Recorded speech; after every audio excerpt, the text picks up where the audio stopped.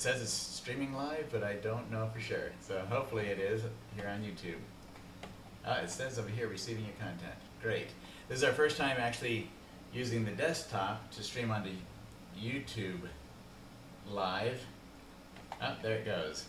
All right. Excellent, although that's really little on there. How do I expand this out? It's supposed to be 1280.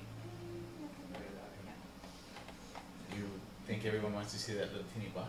I don't know. Probably not. But it'd probably be better than you goofing with it for the next half Yeah, hour. it should be. So It should be full. they can. Okay, so we are. Well, if that doesn't work, we'll figure it out eventually and get it all set up. Okay, so I have my webcam over here and my phone over here, so we can do YouTube and Facebook at the same time. We'll see how that goes. Today we are going to let you see the starter set of Rosemary Brushes that Nancy won in the giveaway that we had. And I wanted to let you know that when we contacted... Real quick, maybe you should put your phone in front of it too, so you're talking to everyone. Oh, that's a good idea. Okay, so we'll move the phone over here. Earlier it wasn't a good position for it, so There we go. let's see. Will that work? So everybody gets... All right, there we go. That might be better. Okay, so this is what we call our starter set. And I emailed Rosemary to ask her about two different sets that we want to have for our Master Oil Painting website for the members, because we get requests all the time for what brushes I use, my materials, and so forth. And so I've been experimenting with a lot of different brushes, and Rosemary are excellent brushes. What I really love about Rosemary Brushes is that she accommodates artists. She actually talks to artists and finds out what it is that we are looking for in a brush. What is it that we're struggling with? What brushes, what hasn't worked with brushes that we're using? What works really well? And then she creates a brush to match those criteria. It's amazing what she's doing, and it's just a wonderful company. So I emailed her. I actually talked to Simi out in San Diego about this first, and then emailed both her and Rosemary to ask about getting a starter set and a set of brushes that I typically use for our website. And we wanted to purchase a set of this starter set, to give away for our 4-year celebration giveaway that we were doing. She ended up shipping these to us free of charge. So Nancy is getting a set right from Rosemary Brushes, which we are really excited about. So the theory behind, or the way that we put these together, the starter set, was I thought about over the years with me as an artist, the brushes that I've gone through, and how the brushes that I use now aren't the brushes that I used 30 years ago when I was starting out. I've changed from like filberts to flats primarily.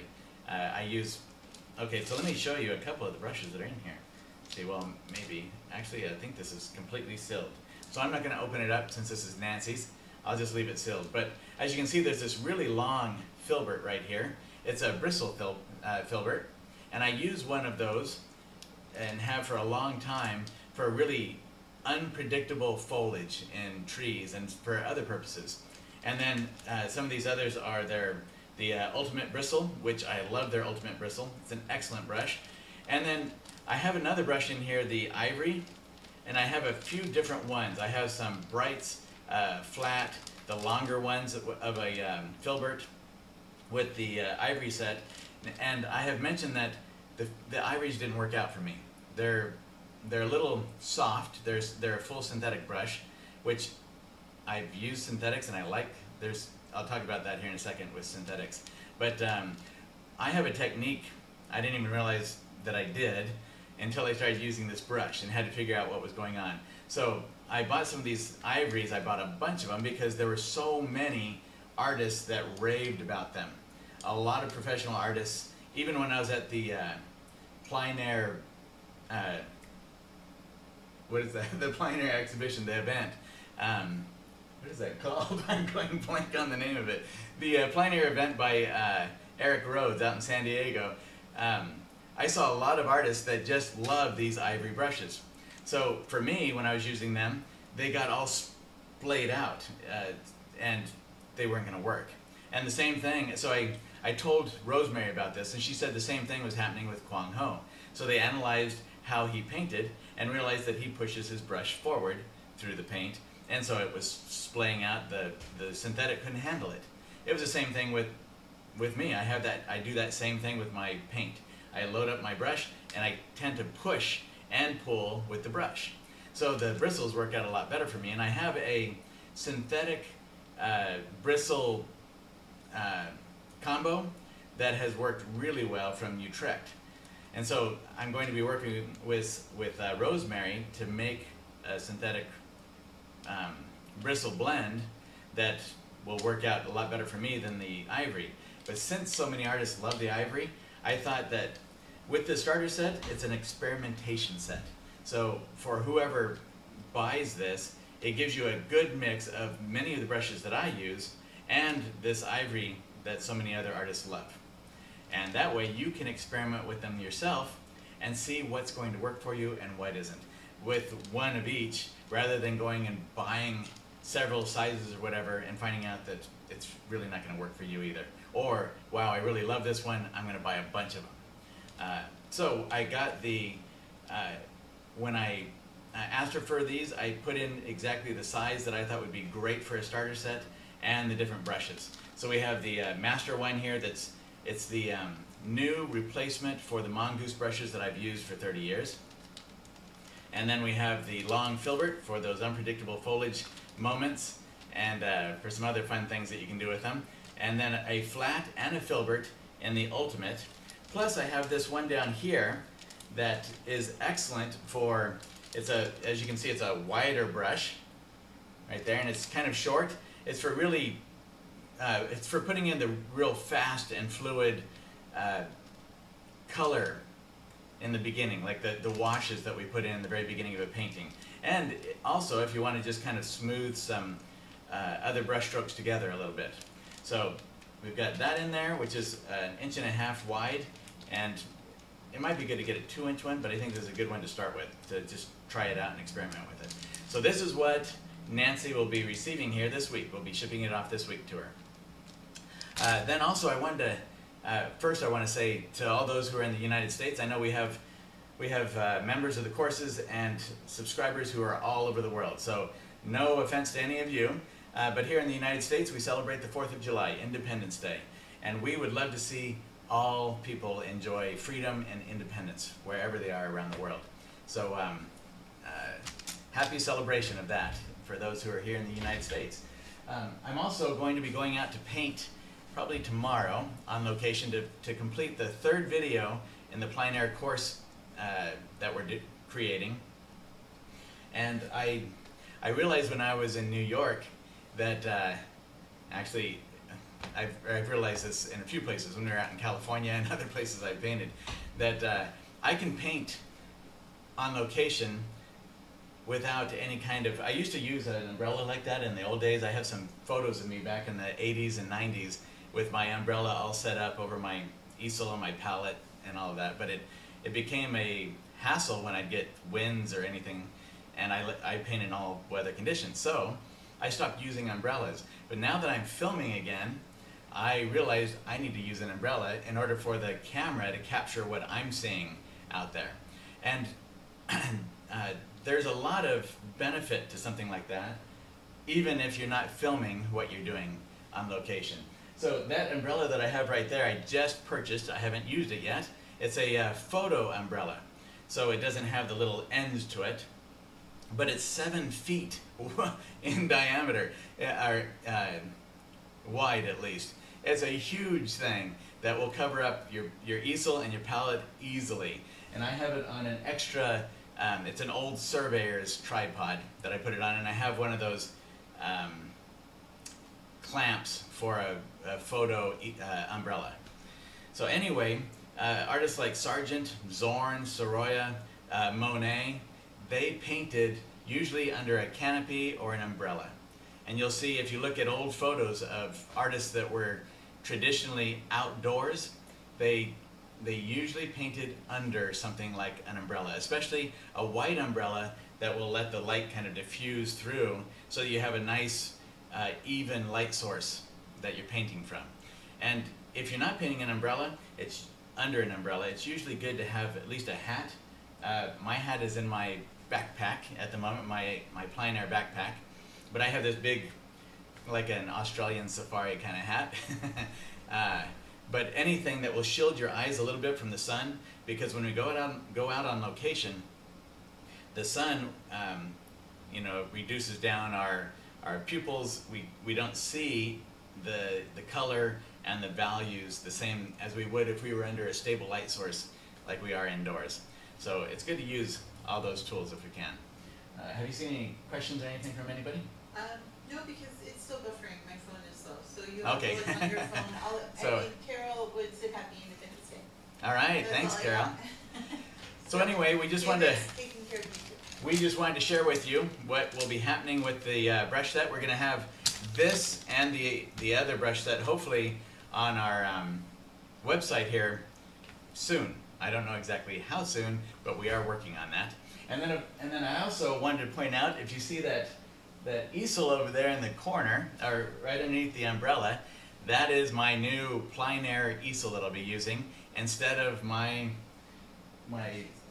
French easel that I've had since I was 16. So I've tried out a few over the years. I have a Soltec easel over here that didn't work out too well for me with panels, and when it gets really hot, the plastic tabs on it tend to bend, and then my panel fell out on me. So I don't use that, and I had part of it that cracked. It's a great easel. A lot of people use it. Just didn't work out too well for me with the plastic parts that are on it. I tried out another pochade box that little palette that they have on there, that just doesn't work out at all. I like to have, as you can see, as you're familiar, my indoor palette here is huge. It's an old porcelain table that I've had for a long, long time, and I like to have space when I'm mixing my colors. So Michael Schlee, one of the members of those who purchased my art course in the old days, he's creating all these for me. He's a master woodworker. I didn't know that when I asked him about it, but he's actually taking everything that I say would be very useful for me out in the field, and especially carrying all this stuff out into the field. I can stick everything now into my backpack because he's making it exactly to what I would want when I was outdoors. So I have a large palette. I have this easel that I can put a quick clip onto it and stick it right on my tripod in about 2 seconds. And I have one that's smaller that'll fit into like an airline carry-on dimensions, 22 inches or whatever, and will go right into my backpack. And I have one that'll hold up to 30-inch panel out there on the field. So I like to paint big often when I go out. I'm not one of those that just sticks to the little 6x8s or whatever. Those are great for when we're doing studies of, let's say we want to just do a study of a rock and the light on the rock or something, or we want to do some little small paintings of leaves, or one little specific something that will help us to know how to work with that when we're in the studio. Those are great, the little ones. But when it comes to some of my finished paintings, like the one that's on my easel right now is a 16x20 that I did out in New York, and then I finished it here in the studio. So that's how I do my plein air work. It's how I've done it ever since the mid-'80s when I first started painting outdoors. All right, anything else, Christy, that I should cover here today? I don't have any painting going on today. We were just excited about the set that we got from Rosemary and her incredible generosity in providing that for us to give to Nancy. And we wanted to share that with you. And then, of course, some of the other equipment that I have here. So I will let you know how this umbrella works out, and the other equipment that I have, the easel and the palette that I'll be using, is a combination for the first time here soon. So the palette, he also designed a way to attach it to my tripod, so the easel's on the tripod, the palette's on the tripod, the palette's actually down here where I'm going to mix rather than up here where we're right near my painting, and my painting is right there at eye level. Everything is is as perfect as I have been able to come up with so far. So kudos to Michael for really going through and using his noggin to figure all this stuff out. I'm excited about it. All right, everybody, I'll let you get back to your 4th of July celebrations if you're in the United States, and to some happy painting if you're wherever else you are out there in this beautiful world that we have. And all right, let's see. I don't watch this very well when it comes to the chat. Sorry about that. Good. Okay, we're all good. All right, everyone. We will. Reconvene Yeah. When's the Master Oil Painting Critique webinar this month? Do we have the date? Yes, we have a date all When is set the date? for July 29th. July 29th. Okay. I So. will check that. Yes. And that is a paint together one this month. So all of those who are wanting to paint roses, that's what we'll be doing this month for the webinar. For those who are members of Master Oil Painting, either with the course or the monthly membership or whatever. So, all right, if you have any questions about anything that I've talked about here today, whether it's Rosemary Brushes, which if you saw the last fast motion video, I did, at the end of it, I kind of did a stream of consciousness thing. I talked way too long on that. I apologize for that, all you YouTube subscribers out there. But I'm still experimenting with a lot of brushes and things, and just wanted to let you know about that. But that'll be an ongoing lifetime kind of process. I think all artists should be experimenting all the time. All right, so anyway, I'll let everyone go then. Have a great 4th of July and happy painting to everybody. And let me know if you have any questions. All right, and go to masteroilpainting.com too if you want to see more information about our tutorials or all the different videos and trainings. Our blog, we have a blog that'll be coming out later tonight or tomorrow. Another blog post. Every week we have something on there. All right, have a great night, everybody, and we'll talk to you all later. Happy painting.